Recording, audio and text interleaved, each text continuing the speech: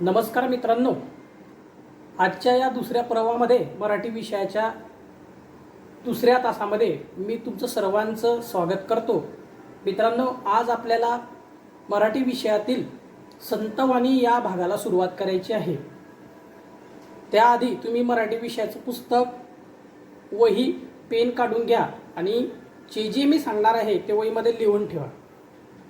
मित्रांनो, आज आपल्याला संतवाणी या भागाला सुरुवात करायची आहे. संतवाणी या भागामधील पहिल्या कवितेला आज आपण सुरुवात करू. चला तर आज सुरुवात करूया. इकडे लक्ष द्या.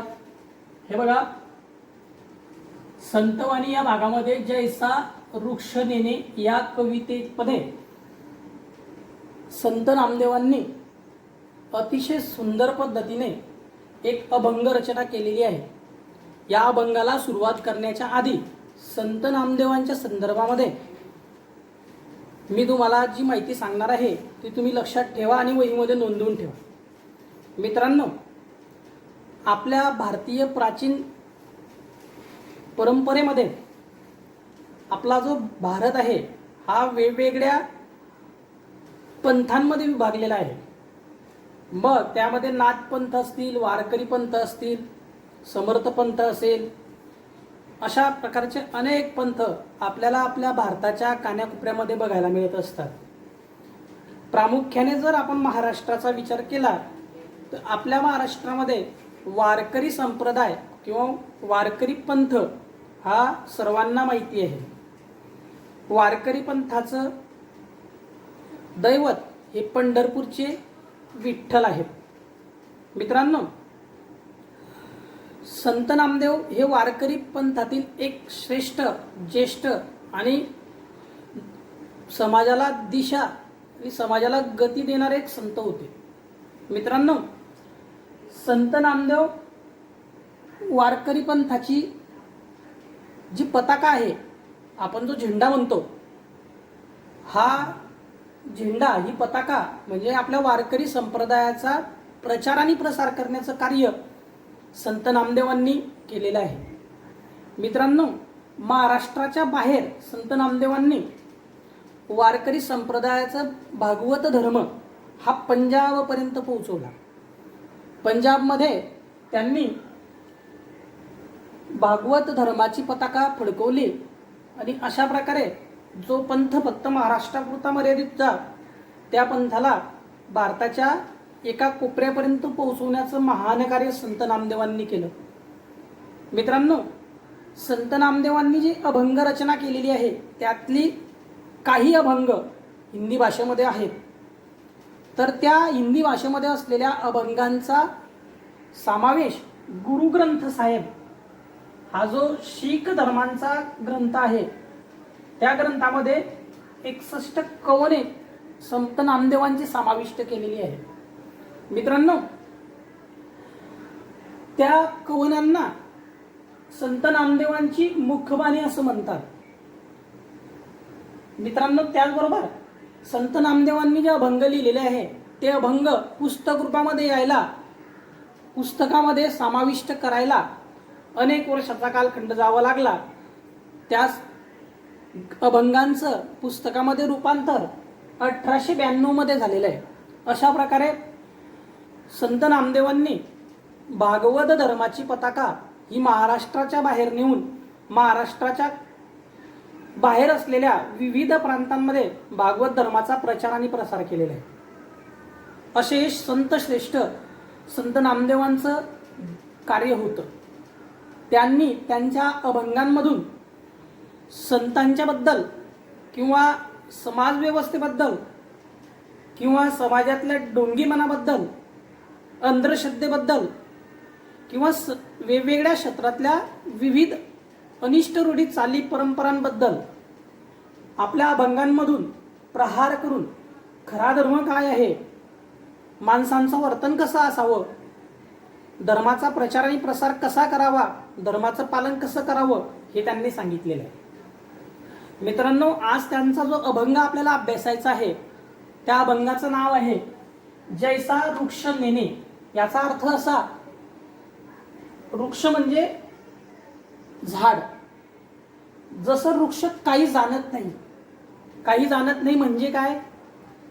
तर मित्रांनो, ज्या प्रकारे मनुष्य आणि वृक्ष या दोघांची तुलना जर केली तर आपल्याला एक गोष्ट लक्षात येते की वृक्ष हे फक्त देण्याचं काम करतात आणि मनुष्य हे फक्त घेण्याचं काम करतात. पण या आपल्या जगामध्ये, आपल्या महाराष्ट्रामध्ये काही लोक असे आहेत की त्यांनी वृक्षाप्रमाणे समाजाला देण्याचं काम केलेलं आहे आणि असं देण्याचं काम करणाऱ्या लोकांना संत म्हणतात. मित्रांनो, संत म्हणजे सज्जन असा त्याचा अर्थ होतो. आता बघा, जर संत आणि वृक्षांमध्ये एवढं साम्य आहे तर संत नामदेवांनी संतांना वृक्षाची उपमा दिलेली आहे. म्हणजे ज्याप्रमाणे वृक्ष जो लागवड करतो त्यालाही सावली, फळं, फुलं आणि ऑक्सिजन देत असतो, आणि जो वृक्षाला तोडतो, वृक्षाला विजा पोहोचवतो, त्याला सुद्धा वृक्ष फळं, फुलं, सावली, थंडी हवा आणि ऑक्सिजन देत असतो. कुठल्याही प्रकारचा त्या लागवड करणाऱ्या माणसामध्ये आणि तोडणाऱ्या माणसामध्ये भेदभाव संत आपले वृक्ष करत नाही. आणि संत सुद्धा तसेच असतात की समाजामध्ये अशा लोकांबरोबर वावरत असताना संत त्यांना सारख्या दृष्टीने पाहत असतात, ज्याप्रमाणे वृक्ष समान लेखत असतात सगळ्यांना त्याप्रमाणे. आणि मग त्या माध्यमातून संत नामदेवांनी वृक्ष आणि संत या दोघांचं महात्म्य या काव्याच्या माध्यमातून, या अभंगाच्या माध्यमातून सांगण्याचा प्रयत्न केलेला आहे. ही जी माहिती आहे मित्रांनो संत नामदेवांची, ही तुम्ही लिहून घ्या. तुमची लिहून झाली असेल, मी आता ते पुसतो. आता आपल्याला अभंगाला सुरुवात करायची आहे. हे बघा,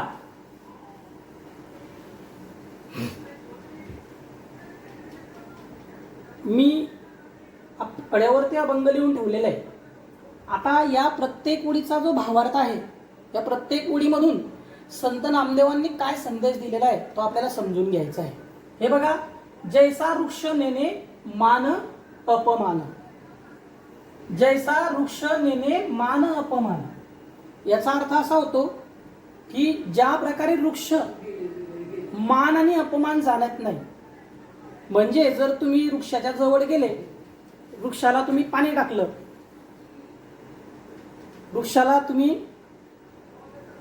त्याचं संरक्षण केलं आणि एखादा व्यक्ती गेला, त्याने वृक्षाला इजा पोहोचवली, वृक्षाला जर त्याने चुकून किंवा मुद्दामून त्याचा पाय लावला, तर अशा गोष्टीचा वृक्षाला मान अपमान नसतो. कारण वृक्ष हे याच्या पलीकडे गेलेले असतात, त्यांच्या भावना याच्यापेक्षा उच्च दर्जाच्या असतात.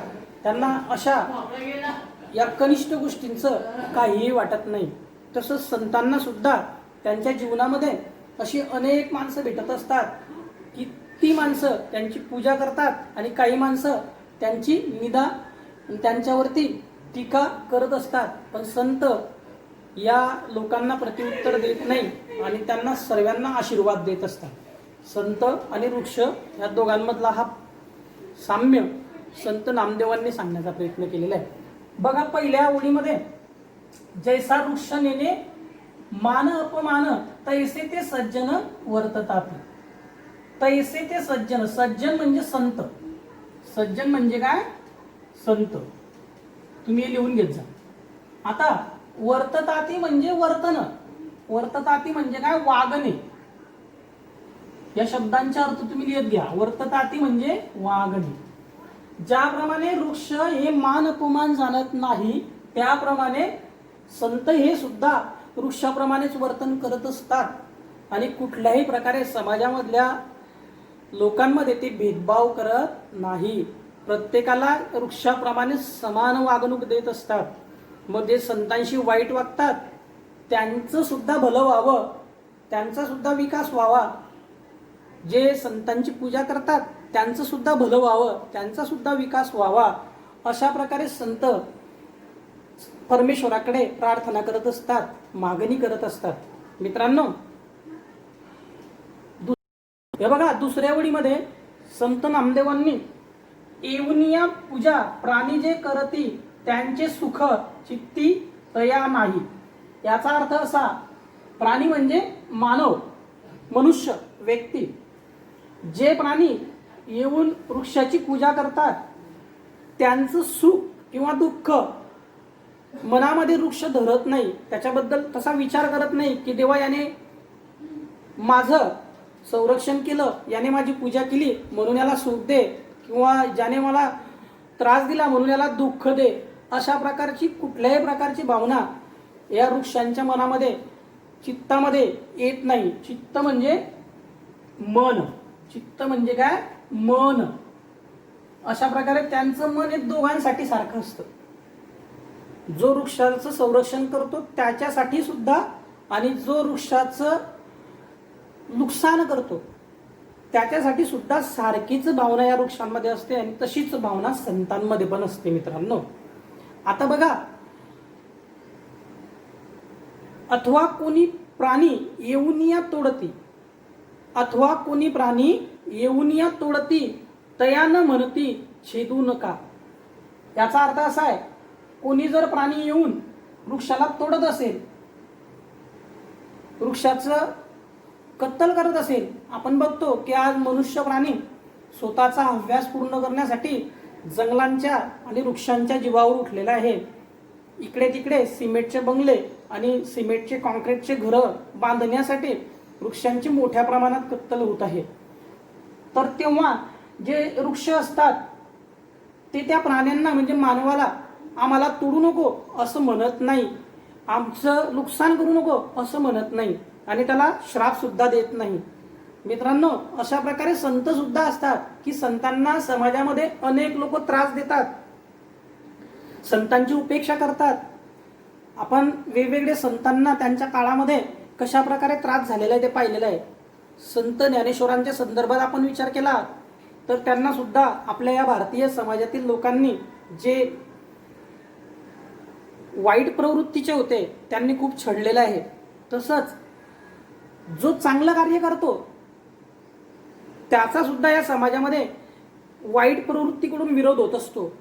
पण तसं विरोध होत असताना सुद्धा चांगलं काम करणारे लोक आपल्या कार्यापासून विचलित होत नाही. तसं वृक्ष सुद्धा त्यांचं जर कोणी नुकसान केलं, त्यांना जर तोडलं तरी ते त्यांचं कार्य थांबवत नाही, ते कोणाकडे तक्रार करत नाही. अशा प्रकारे वृक्ष ज्या प्रकारे सर्वांना सुख आणि शीतल सावली देत असतात, फळं फुलं देत असतात, त्या प्रकारे संत सुद्धा समाजामधल्या मानवाला तो कितीही वाईट वागत असला तरी त्याचं भलं व्हावं, त्याच्या वर्तनात बदल व्हावा, तो सुधरावा म्हणून समाज परिवर्तनाचं कार्य संत करत असतात. मित्रांनो, अथवा कोणी प्राणी येऊन या तोडती तयान म्हणती छेदू नका, निंदा स्तुती सम मानती ते संत. आता बघा, निंदा स्तुती सम मानती जे संत, म्हणजे निंदा आणि स्तुती. स्तुती म्हणजे प्रशंसा, स्तुती म्हणजे काय? प्रशंसा. लिहून घ्या. आता माणसांना त्यांनी एखादं काम केलं तर त्याची प्रशंसा केलेली आवडते. आता बघा, एखाद्या माणसाने एखादं चांगलं काम केलं तर काही लोक त्यांची प्रशंसा करतात, तर काही लोकांना ते आवडत नाही, त्यांची निंदा नालस्ती करण्याचा प्रयत्न करत असतात. मग मित्रांनो, संत नामदेवांनी सांगितलेलं आहे, निंदा स्तुती सममानती जे संत. चांगलं काम करत असताना कितीही विरोध झाला, कितीही निंदा नालस्ती करण्याचा प्रयत्न केला, तर चांगलं काम करणारा व्यक्ती आपल्या कामापासून दूर जात नाही, विचलित होत नाही, तो अविचलपणे आपलं काम करत राहतो. मग त्याला त्याची प्रशंसा व्हावी असं वाटत नाही, तो जे काम करतो आहे त्या कामाबद्दल त्याचा गवगवा व्हावा असंही वाटत नाही. तर त्या व्यक्तीचा फक्त एकच उद्देश असतो की समाजाचं भलं झालं पाहिजे, समाजामध्ये परिवर्तन झालं पाहिजे, समाजाचं कल्याण झालं पाहिजे. आणि या समाजाच्या कल्याणासाठी, समाजाच्या भल्यासाठी संत निंदा नालस्ती, निंदा स्तुती याचा कुठल्याही प्रकारचा विचार न करता आपलं विधायक कार्य वृक्षाप्रमाणे करत असतात. म्हणून वृक्ष आणि संत या दोघांमधलं जे साम्य आहे ते संत नामदेवांनी वेगवेगळ्या उदाहरणामधून सांगण्याचा प्रयत्न केलेला आहे. आता पूर्ण धैर्यवंत साधू व्हायचे. धैर्य असीम असलं पाहिजे. धैर्य म्हणजे काय तर मित्रांनो, आपण जे कार्य करतो आहे ते कार्य करत असताना कितीही विरोध झाला तर आपण ते धैर्याने करत राहिलं पाहिजे. संत जसं त्यांच्यावर कितीही वेगवेगळ्या प्रकारे आक्रमण केलं कुणी, त्यांना त्या कामापासून प्रवृत्त करण्याचा प्रयत्न केला तरी ते इतके धैर्यवान असतात की त्या कामापासून त्यांना ते जिवंत आहे तोपर्यंत कोणीही दूर करू शकत नाही. अशा प्रकारे पूर्ण धैर्यवंत साधू व्हायचे. असे संत आहेत की त्यांचं धैर्य पूर्ण आहे आणि म्हणूनच ते साधू असतात. साधू कोणाला म्हणतात की जे आपल्या कार्यापासून विचलित होत नाही. आपलं कार्य प्रभावीपणे ते करत असतात. अशा प्रकारे निंदास्तुती सम मानतीचे संत पूर्ण धैर्यवंत साधू व्हायचे. मित्रांनो, नामा म्हणे त्यांची जरी होय भेटी. आणि अशा व्यक्ती जर आपल्याला भेटल्या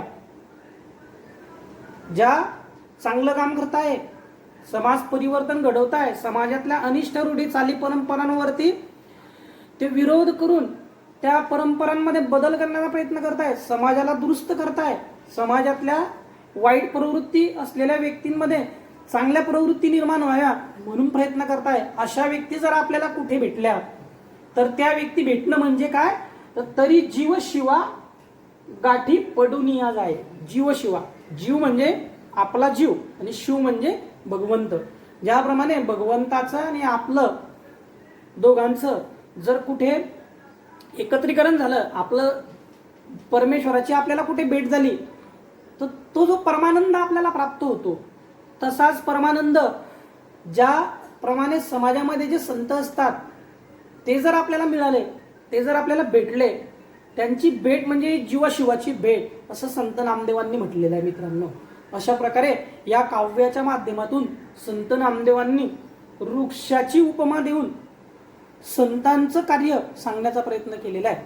म्हणजे ज्या प्रकारे वृक्ष हे सदा सर्वदा समाजाला देण्याचं काम करत असतात, त्याच प्रकारे संत सुद्धा समाजाला देण्याचं काम करत असतात.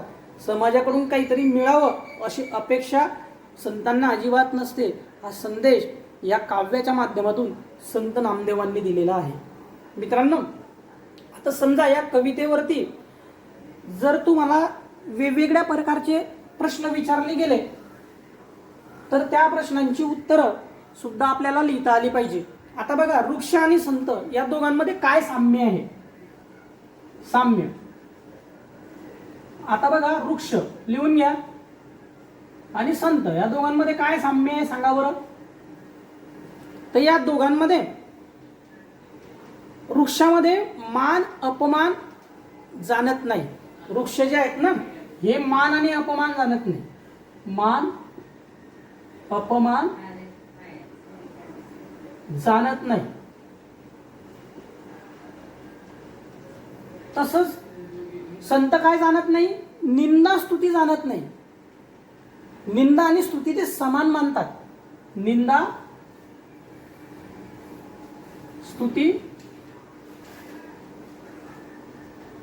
समान मानतात. अशा प्रकारे संत आणि वृक्षांमध्ये साम्य आहे.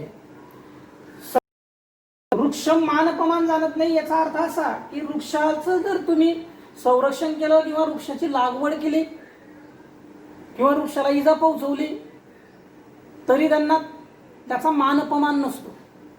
तसंच संतांनी सुद्धा त्यांचं कार्य करत असताना कोणी त्यांची निंदा करावी, स्तुती करावी असं त्यांना वाटत नाही. तर ते दोघं गोष्टी समान मानत असतात. हे साम्य मित्रांनो संत आणि वृक्षामध्ये आहे. आता पुढचा जो मुद्दा आहे, अजून आपण एक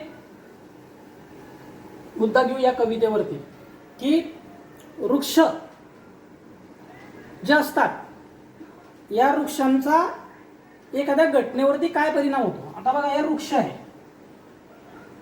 ही घटना आहे आणि हा परिणाम आहे. तर याच्यात काय परिणाम होईल बघा. वृक्षाला समजा हा वृक्ष आहे.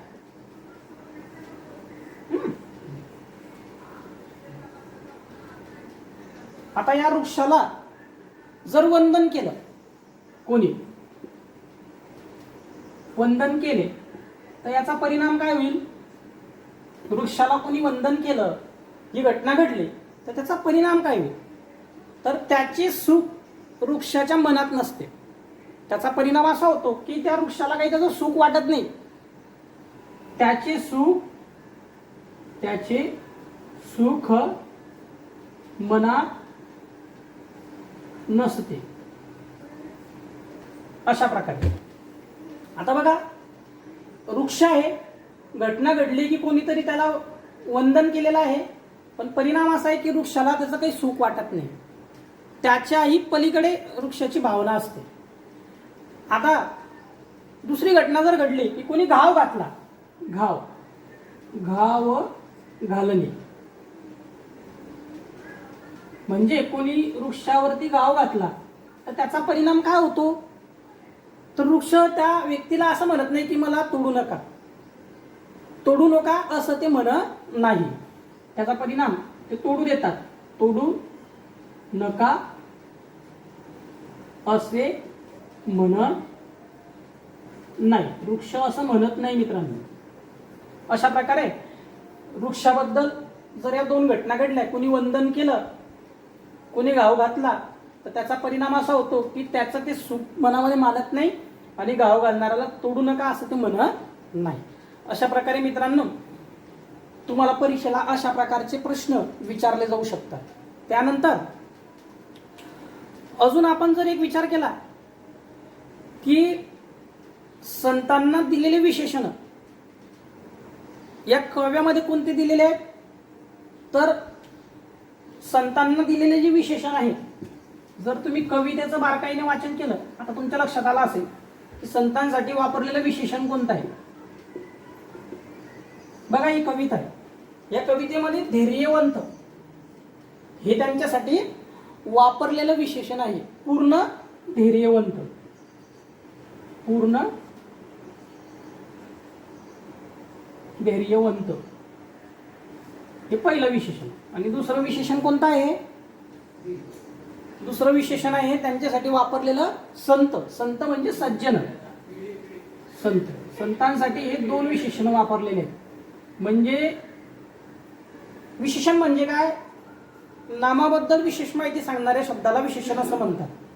तुम्ही व्याकरणामध्ये याचा अभ्यास केलेला आहे. मग मित्रांनो, अशाच प्रकारे संतांना या काव्यामध्ये दिलेले दोन विशेषण तुमच्या लक्षात आलेले आहे. एक पूर्ण धैर्यवंत आणि एक काम केलेलं आहे. अशा प्रकारे मित्रांनो हा आपला जो कवितेचा भाग आहे हा इथं संपलेला आहे. आणि याच्या पुढची जी कविता आहे ती आपण पुढच्या तासाला घेऊ. तोपर्यंत या कवितेचं वाचन, या कवितेचं आकलन, या कवितेचे शब्दार्थ, या कवितेवर मी तुम्हाला आता कृत्या दिल्या, त्या कृत्या ज्या आपण सोडवल्या त्याचा सराव तुम्ही करायचा आहे. ठीक आहे, आता पुढच्या तासाला आपण भेटू.